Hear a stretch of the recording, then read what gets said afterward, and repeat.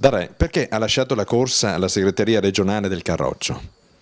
Un abbandono diciamo perché convogliamo tutti i nostri voti su Bitonci. Bitonci è già stato sindaco, è parlamentare, è una persona giovane tra le altre cose che può reggere bene il confronto con Flavio Tosi. Un momento non dei migliori per la Lega. No, è un momento non dei migliori, è il momento dei congressi, questi servono per creare chiaramente i nuovi segretari e poi ripartire con una politica sul territorio, perché effettivamente la Lega in questo momento ha perso terreno e si deve riproporre con delle tematiche nuove per riconquistare l'elettorato. A chi la vede collegato a Bossi, cosa risponde?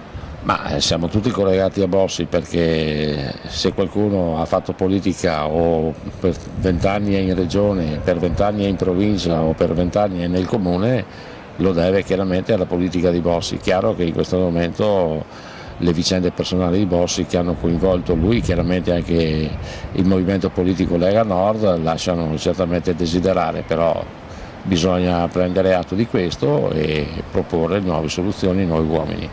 Lei è sindaco della città di Vittorio Veneto, però molti suoi colleghi non lo saranno più sindaci di altrettante città.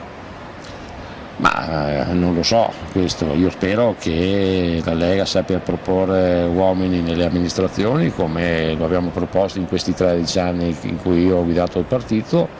C'è una buona base, credo che molti di questi saranno riproposti a sindaci e potranno anche rivincere le elezioni amministrative. È chiaro che la Lega riparte dai sindaci perché è la nostra forza sul territorio. La proposta è di non ripresentarsi più a Roma. Mi pare una proposta abbastanza assurda.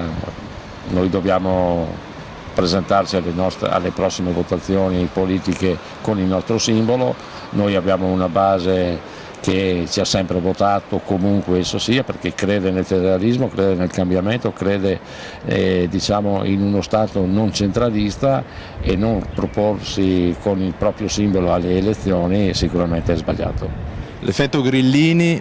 Sì, è un movimento di grande rivoluzione, è un movimento che non è, come qualcuno dice, di protesta, ma è un movimento di proposta, è una proposta forte che viene da una politica che non ha saputo in questi anni proporre il cambiamento, ovvero il federalismo, il cambiamento dello Stato, e naturalmente la crisi economica ha fatto sì che questa formazione politica abbia preso corpo e sicuramente darà del filo da torcere a tutti i partiti dell'arco costituzionale, però bisogna capire che questa è una forza di cui bisogna far conto e tener conto.